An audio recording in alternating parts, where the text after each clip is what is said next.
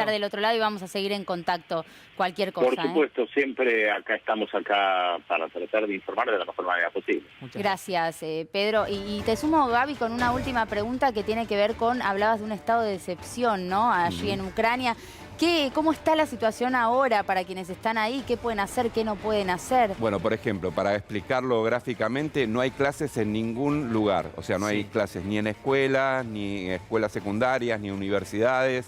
Están cerradas casi todas las actividades comerciales, salvo lo indispensable, como si fuese el primer momento de la pandemia. Y está este estado que rige justamente de que estén alistados los civiles, que son reservistas, para sumarse al ejército en el caso de un ataque terrestre por parte de Rusia. Aparte, este estado de excepción, ayer cuando lo decreta el gobierno de Zelensky, plantea también que todo ciudadano ucraniano que esté en territorio ruso se vaya del lugar por temor a represalias de Rusia. Claro. ¿No? Esto es parte de este estado de excepción. Atención con esta información, lo adelantaba también Agustina Peñalba, llega desde la embajada ucraniana en Rusia, que dice a los ucranianos de todo el mundo: Putin atacó, pero nadie está huyendo. Ejército, diplomáticos, todos están trabajando. Ucrania pelea, Ucrania se defenderá, Ucrania ganará. Comparta la verdad sobre la invasión de Putin en sus países y exhorte ahí a los gobiernos del mundo. Ahí está. Es entonces la única información al momento. Seguramente esta acción diplomática se despliega a todas las sedes diplomáticas de Ucrania en el mundo. Y lo último, exhorta a los gobiernos del mundo a actuar de forma inmediata. Pide un posicionamiento en todo el mundo. Claro. Desde Ucrania, Desde posición de Ucrania. Sí, sí, obviamente. Ucrania, recordemos que también otro de los ejes de este conflicto fue el interés de Ucrania de formar parte de la OTAN, Sí. ¿no? Claro. Y lo que decía Rusia es que no iba a permitir que en la frontera con Rusia haya presencia militar de la OTAN. Que en realidad, hay que decir, ya existe, porque tanto Lituania, Estonia y Letonia, que son tres repúblicas formaban parte de la Unión Soviética, hay bases militares de la OTAN y forman parte activa de la OTAN. Ahora bien, lo cierto es que la frontera de Ucrania con Rusia es mucho más extensa y hay otro tipo de disputas económicas muy importantes, más el acceso a lugares estratégicos en la comunicación entre Europa y Asia, ¿no? Sí. Entonces, bueno, todo esto se suma a este conflicto, a este cóctel conflictivo que está dando vuelta. Lo cierto es que Occidente estaba, en definitiva, viendo qué hace. Han pedido nuevamente una reunión de emergencia en el Consejo de Seguridad. Hoy se reúnen las autoridades de la Unión Europea para ver qué van a hacer. Y vamos a ver ahora sí algunas imágenes sobre lo que está ocurriendo. A ver. Только что пизданули склады. Обычный промышленный объект. Пол здания расхуярило, блядь. Одесса промышленная. Одесса промышленная. Только что пизданули склады. Обычный промышленный объект. Пол здания расхуярило, блядь. Одесса промышленная. Одесса промышленная. Только что пизданули склады. Gaby. Bueno, ahí vemos, ¿no? Imágenes en las afueras de una ciudad.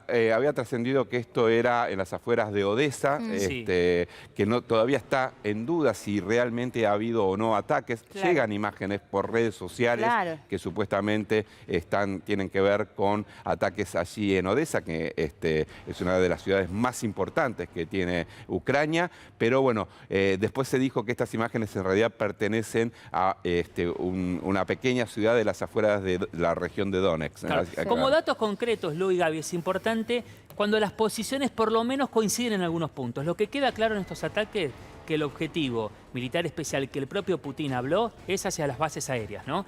Depósitos de municiones, aeropuertos, eso está claro de un lado y del otro. Exactamente, porque lo que quiere anular Putin es la capacidad de respuesta militar aérea por parte de Ucrania.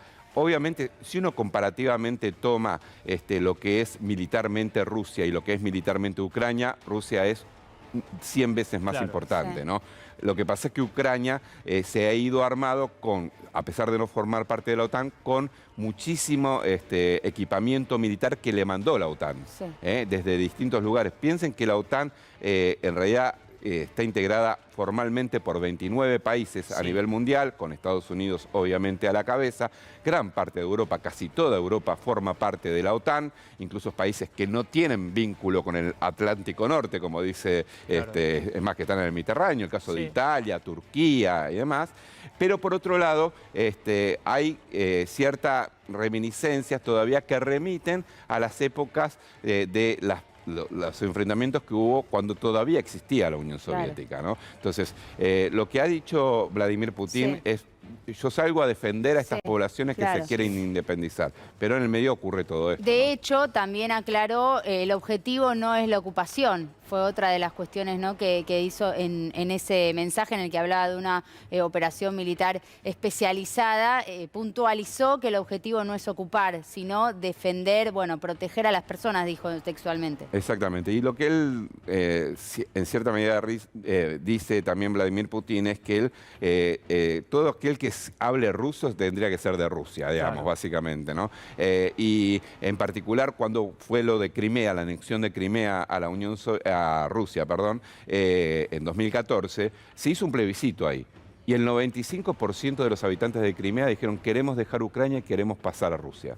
O sea, esto es una realidad. Hay cuestiones históricas que atraviesan, por ejemplo, Crimea formó parte de la Unión Soviética. Después, cuando se produce la caída de la Unión Soviética a principios de los 90, queda del lado de Ucrania. Entonces, este reclamo es tan importante por parte de los lugareños, por ejemplo, en la región del Donbass, donde está Donetsk y Lugansk, son personas que mayoritariamente son prorrusos. Gaby, Pedro decía recién, para entender la zona hay que tener un mapa.